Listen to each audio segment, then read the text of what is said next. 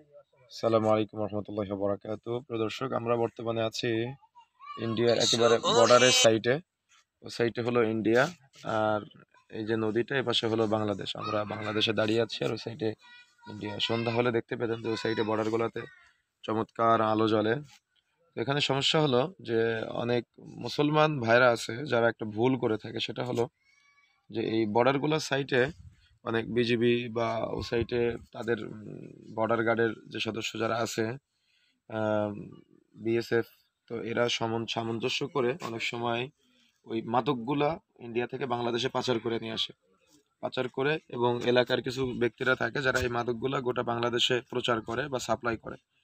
তো এক্ষেত্রে সবচাইতে বড় সমস্যা হলো যে যারা বিশেষ করে দায়িত্বশীল আছেন, বর্ডারের দায়িত্বশীল বিজিবি আছেন বাংলাদেশের, এবং ইন্ডিয়ার বিএসএফ আছেন, তাদের তো দিন ধর্ম সম্পর্কে জ্ঞান নাই।